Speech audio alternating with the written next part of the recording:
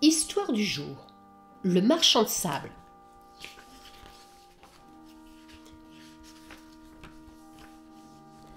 En ce temps-là, dans un pays près de la Chine, vivait un petit garçon nommé Chouchou.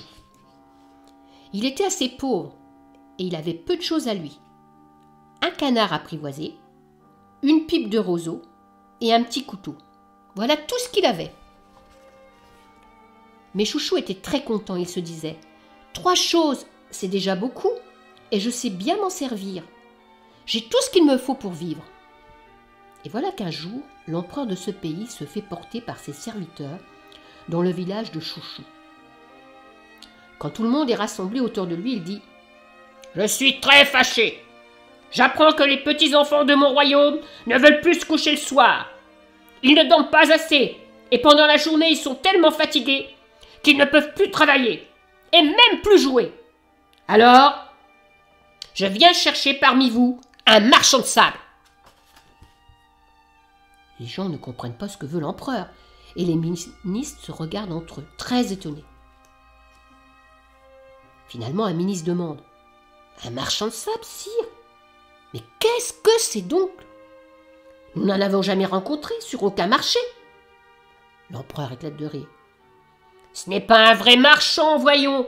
Ils ne vendent pas de sable. Mais dans tous les pays en ont un. Celui que j'avais était si vieux qu'il a fini de vivre et il est mort. Je dois vite en retrouver un autre. » Le ministre demande alors « Et que fait donc un marchand de sable ?» L'empereur répond « Rien de bien compliqué. Il jette du sable dans les yeux des enfants.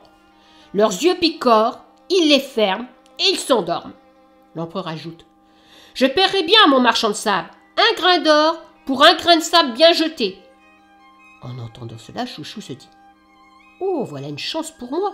Être marchand de sable, ça doit être amusant. » Il court alors se présenter à l'empereur. Hélas, un grand guerrier barbu se présente en même temps que lui.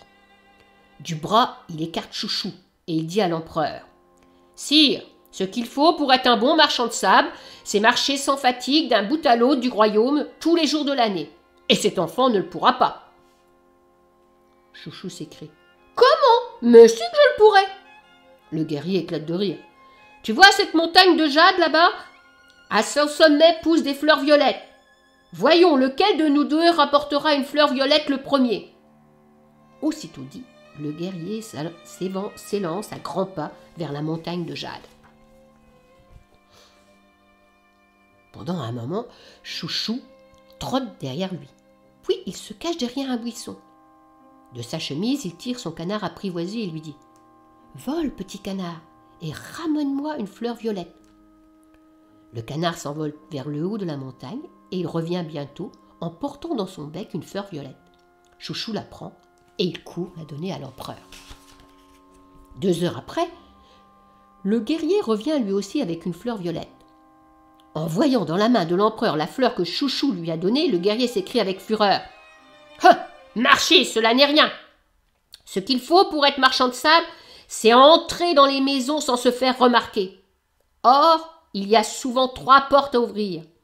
Celle du jardin, la porte de la maison et la porte de la chambre. Regardez mon trousseau de clés. Avec ça, j'ouvre toutes les portes. Cet enfant ne pourra même pas entrer dans le jardin. » Chouchou répond « Mais si, je le pourrai. »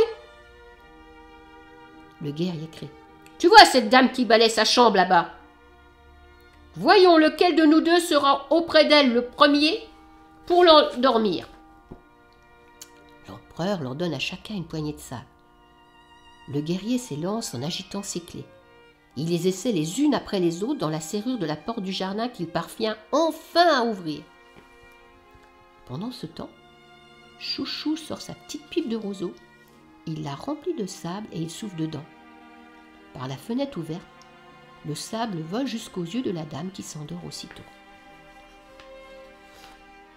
2 heures après, le guerrier revient.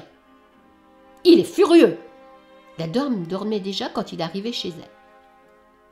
Il crie avec colère « Entrer dans une maison, ce n'est rien. Ce qu'il faut pour être un bon marchand de sable, c'est surtout savoir bien viser. Car il ne faut pas mettre du sable dans les oreilles, dans le cou, dans le nez. Moi, je suis un soldat, je sais viser. Cet enfant ne pourra pas. Chouchou s'écrie. Mais si, je pourrais. Le guerrier hurle. Tu vois cet oiseau là-bas qui vole? Regarde, je lance ma flèche et le voilà qui tombe mort. Hein? Qu'est-ce que t'en dis? Alors Chouchou, d'un grand geste, lance son petit couteau aussi loin qu'il peut.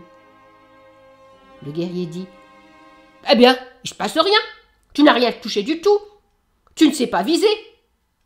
L'empereur et ses ministres se dressent sur la pointe des pieds, ils tendent le cou, mais ils ne voient rien non plus. Chouchou dit tranquillement. Ah, mais il faut laisser à mon petit couteau le temps d'atteindre la lune. C'est elle que j'ai visée. Et vous verrez bien cette nuit que je l'ai touchée. L'empereur et les ministres sont très étonnés. Vraiment, cet enfant a une force terrible pour lancer un couteau aussi haut. Avec impatience, ils attendent la nuit. Et quand la lune paraît, on voit bien que Chouchou l'a touché avec son couteau, car il en reste qu'un tout petit bout en forme de croissant. Tout le monde applaudit Chouchou, et l'empereur lui dit « Bravo, bravo, Chouchou, tu seras le nouveau marchand de sable, et toi, guerrier, ne pleure pas comme ça. Je vais te donner un travail. Tu moulineras mes rochers pour en faire du sable. » Cela dit, l'empereur rentre dans son palais.